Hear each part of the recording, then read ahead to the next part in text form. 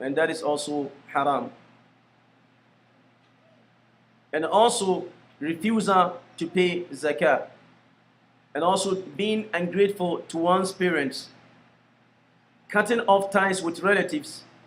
There was a time Ibn Abbas was about to make dua in the masjid of Prophet ﷺ, and he says, if you know you're cutting off ties with your relatives, then leave this masjid, because I'm about to say something.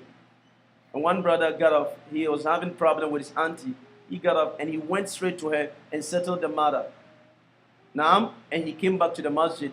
When he came back to the masjid, Ibn Abbas was quoting what he heard from the Prophet ﷺ. Inna rahmata la tanzil wa fihim qati'ur rahim. The rahmah of Allah does not descend on people when there's anyone from among them cutting off ties. Now, it is easy for us to say, me, I'm not going to talk to her anymore.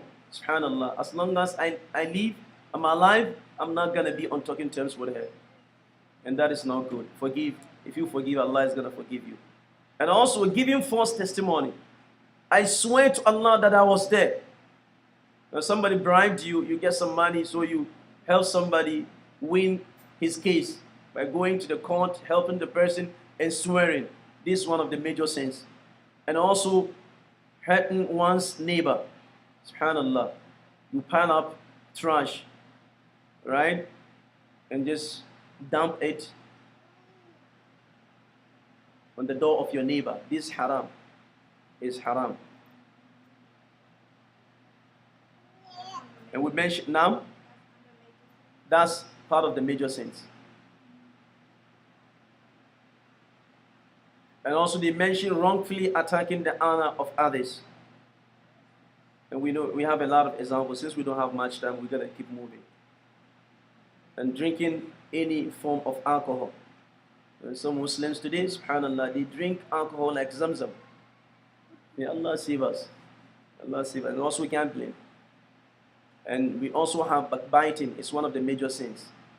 You cannot eat the flesh of your brother or sister while alive. Why are you going to talk about them in a very unhealthy way? This is one of the major sins.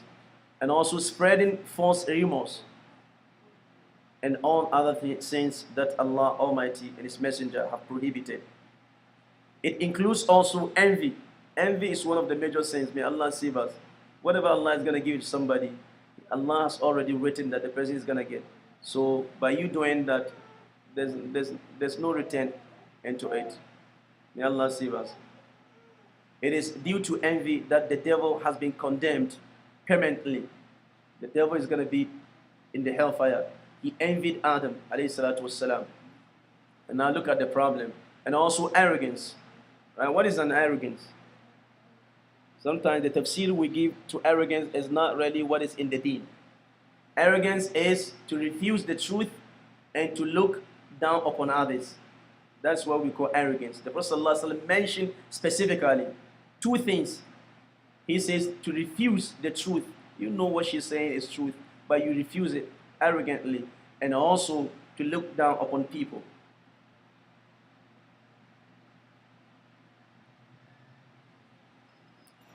Plot number 4 of the devil, as-sagha'ir az-zunub, minor sins. If he tries to get you to commit a major sin and it is not helping, he tries you on as-sagha'ir az-zunub, the minor sins. He knows minor sins gang up to become major. So he's going to try you to belittle some things that are not good. This is something small, let me just do it. So this is going to take you to major sins. May Allah save us. The scholars, they saying that إِذَا أَذْنَبْتَ ذَنْبًا صَغِيرًا, if you commit a little sin, do not just deem it as a little. Look at the greatness of the one that you committed the sin against. Allah subhanahu wa ta'ala. They mention something like looking at a lady who is not your mahram and the opposite. Right? Except that which happens accidentally. And it is only one time, you have to lower your gaze. Don't say, oh, since it's one time, let me keep looking. Now, you cannot be smart. May Allah save us. Wasting your time on games at the expense of a rewardable act of worship. so much so that you cannot even pray on time. All these things are considered as minor sins. And also getting angry at your sister due to wasteful activity, something that is not important. Some sports and the like, you take it so serious. This is also part of the minor sins. May Allah save us. And there's a book mentioned by the book entitled Explanation of Important Lessons for Every Muslim. It was written by Abdul Aziz ibn Abdullah bin Baz, rahmatullah ta'ala alayh. When you go to that book, in page 342, he mentioned a lot of things. Right? He mentioned like to not pray in a calm and peaceful fashion, to make a lot of frivolous movements during prayer. Now, to come to masjid after having eaten onion or garlic or anything else that has a full odor. Now, and also for a woman to seek a divorce from her husband without a legislated reason. Right? It's part of those things. And also to be alone with a strange woman. In other words, a woman who is not a mahram. And the opposite. And also for a man to shake hands with a strange woman. Right? We don't deem it as a problem, but it's one of the sins that Allah may hold us accountable on the day of judgment. And also traveling without a mahram.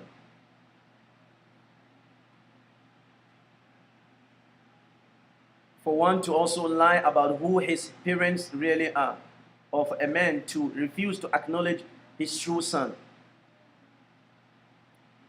to give or take bribes, to wrongfully, usurp land, to give to some of one's children more than the others.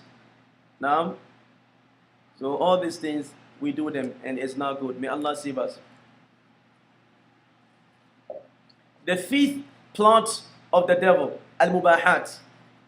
Al-mubahat. The devil will try to entrap you when it comes to al-mubahat, and that is taking more than necessary in that which is permissible. Right? Al-mubahat, in lawful things. To give an example, by way of our eating habit, eating beyond satisfaction. This food, subhanallah, and some of the sisters even call the food, this food, masha'Allah, you satisfied, leave it. No, it's so good that I need to finish it. That is not good, right? The food is good, it's your halal, but at the same time you are overstepping the boundaries of Allah subhanahu wa ta'ala in the matters of your food, the matters of your eating and drinking, right? And also keeping more clothes in your closet in order to show off. You don't wear them, you don't give them out. And sometimes we cannot even count how many clothes we got. Subhanallah. Be careful, they may witness against you on the Yawm al-Qiyamah. ثُمَّ لَتُسْأَلُنَّ يَوْمَئِذٍ عَنِ النَّعِيمِ. You will be held accountable. You will be asked regarding each and every blessing that Allah has bestowed you with. So give your clothes to others. Sometimes share what you have. It's very, very important. So this is part of al-mubahat. The sixth plot is tafdeel al-mafdul al-fadil. Preferring what is important to what is necessary, or preferring what is less important to what is important. Now, sometimes you have one car and it is good, mashallah. You have two, but you just want to have about 5. Just that you parade them in front of your house. And it is written on it, Khadija number 1, Khadija number 2, Khadija number 3, Yahya number 5. Now, just so people, they are your halal. You bought them with your halal money. But you could have used, right, some of the money to do something that is important. Maybe you've been to Hajj, but your sister, she's been craving for Hajj, and you know her. Please give this money to your sister so she makes the Hajj. You get the reward than buying car.